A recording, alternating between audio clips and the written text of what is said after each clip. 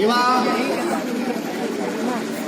कार्यक्रम खेल मंत्रालय भारत सरकार इसकी अगवानी कर रहा है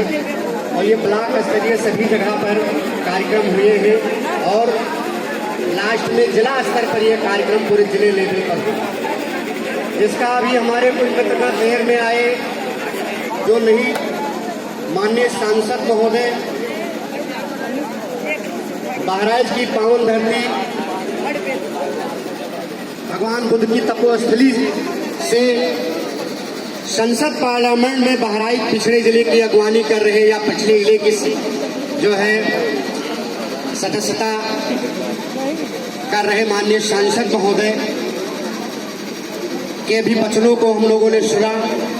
और उनके द्वारा प्रयास बहराइच पिछड़े जनपद के क्षेत्र के विकास के लिए जो कार्यक्रम संसद भवन में अपनी बात रखी और रेल परियोजनाएं हैं, शिक्षा से संबंधित योजनाएं हैं, स्वास्थ्य से संबंधित योजनाएं हैं, तमाम ऐसे बिंदु थे जिस पर सांसद महोदय ने हमारे पिछले जनपद की अगुवाई करते हुए और हमें वहां से तमाम सुविधाएं दिलवाई। अब आज अभी हाल ही में G20 देशों की अगुवाई के लिए भारत, मेजबानी के लिए भारत खड़ा हुआ है, लेकिन भारत जिस बिंदु पर G20 के तहत Y20 यानी यूथ के बारे में, युवाओं के बारे में और युवाओं की जागरूकता और उनकी दिशा को लेकर के पूरी दुनिया में जिस पर हम बात करेंगे वो सबसे बड़ी चीज है। आज Y20 के तहत अगस्त 2023 में 6 से 8 के बीच में असम के गुवाहाटी में एक कार्यक्रम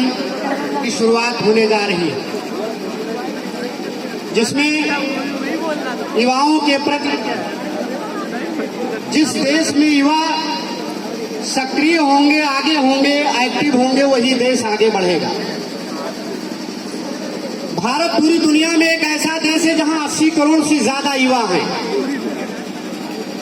और युवा का मतलब होता है ऊर्जा और ऊर्जा का मतलब है गति और गति का मतलब है प्रगति। जिस व्यक्ति के अंदर अगर कोई गति होगी वही कुछ प्रगति कर सकता है और ये ऊर्जा केवल युवाओं में ही देखी जा सकती है, सबके अंदर ऊर्जा नहीं होती। ये जीवन का सबसे महत्वपूर्ण काल है। विद्वानों ने कहा है कि युवा अवस्था तूफान की अवस्था होती है। अगर सही दिशा में उस ऊर्जा को लगाया जाए तो बड़े से बड़े पहाड़ और पर्वत ढकेल जाएंगे, दिशाएं बदली जा सकती हैं, सूर्य और चांद के दिशाओं को भी बदला जा सकता है। लेकिन अगर यही ऊर्जा गलत क्षेत्र में लग गई तो जितनी ऊंची हम जा सकते हैं उससे ज्यादा हम नीचे भी जा सकते हैं। भारत, हमने पढ़ा कि भारत 80,000 युवाओं का देश है, 80 करोड़ युवाओं का देश है, लेकिन दुनिया में जापान ऐसे टेक्नोलॉजी के क्षेत्र में, विज्ञान के क्षेत्र में, अंतरिक्ष के क्षेत्र में बहुत आगे है, लेकिन वहां युवा नहीं। सबसे ज्यादा युवा अगर दुनिया में कहीं कम है तो जापान में कम है। जापान में युवाओं की बहुत ज्यादा कमी है, तो सब कुछ होते हुए भी ना के बराबर है। आज भारत की तपोभूमि दुनिया में जगत गुरु के नाम से अगर जाना जाता है तो याद रखिए कि भारत दारू पी करके और मांस खा करके दुनिया में आगे नहीं माना जा, जगत गुरु नहीं माना गया है। भारत अगर जगत गुरु माना गया है तो त्याग, अहिंसा, सद्भावना, मित्रता, सहयोग की दृष्टि से पूरे दुनिया में भारत को माना गया है, जगत गुरु माना गया है। अभी हाल ही में तुर्की में भूकंप आया था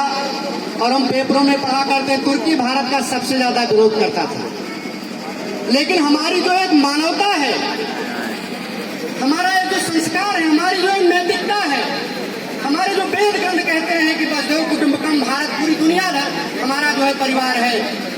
उसी क्रम में भारत के महान प्रधानमंत्री, कर्मठ प्रधानमंत्री, और भारत को दुनिया में, भारत ऐसे छोटे देश, भारत ऐसे छोटे कस्बे को पूरी दुनिया के पटल पर ले जाने वाले माननीय प्रधानमंत्री भारत सरकार माननीय श्री नरेंद्र मोदी जी का विमान सबसे पहले आर्थिक मदद लेकर के तुर्की पहुंचा। तो जब तुर्की पहुंचा, मैंने पेपरों में पढ़ा कि जो लोग हमारा विरोध करते थे और भारत का विरोध करते थे, विरोध करते हुए उनको शर्म नहीं आती थी। जब हमारे यहाँ के 5 एरोप्लेन दवाएं और खाद्य सामग्री लेकर के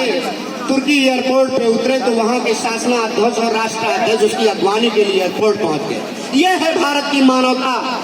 और भारत की राष्ट्रीयता और भारत की सद्भावना पूरी दुनिया के लिए। आज जैसे कहा गया युवाओं के लिए कि युवाओं को अपने भविष्य के बारे में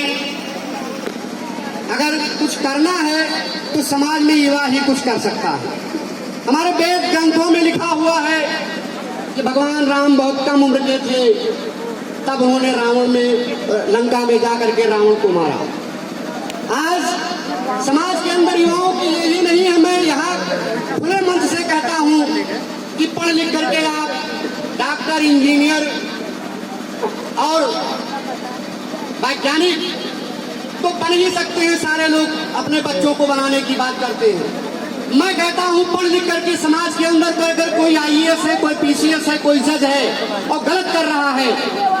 तो आप उसका विरोध कीजिए। ये भी एक समाज की सेवा है। धन कमा लेने वालों की गणना नहीं है, लेकिन अगर समाज में आप कुछ करना चाहते हैं तो गलत करने वालों के आगे भी अगर आप खड़े हो जाते हैं तो हो सकता है कि शायद वो एक बार सोचने के लिए बेहोश हो जाए। आज हमारे समाज में हमारे तमाम विद्वानों ने कहा था कि पढ़ लिख करके अगर तुम नौकरी न करो, कुर्सी न हासिल कर पाओ, लेकिन कुर्सी को हिलाने की ताकत रखो, इतना तो जानकार हो जाओ, इतना होशियार हो। अगर कुर्सी हिलाने की ताकत रखते हो, मैं एक छोटा व्यक्ति हूँ और एक वकील हूँ, लेकिन आप लोगों से मैं कहना चाहूंगा, मैं अपने समाज के लिए, अपने राष्ट्र के लिए और अपने बहराइच के पिछड़े क्षेत्र के लिए सांसद, विधायक, आता नहीं हूँ,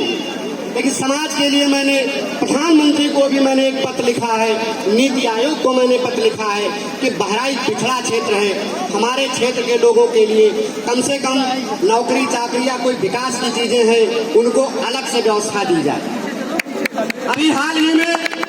हमारे यहाँ अध्यापकों की भर्ती हुई,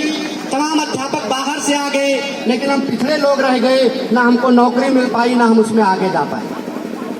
पिछड़े क्षेत्र होने का मतलब है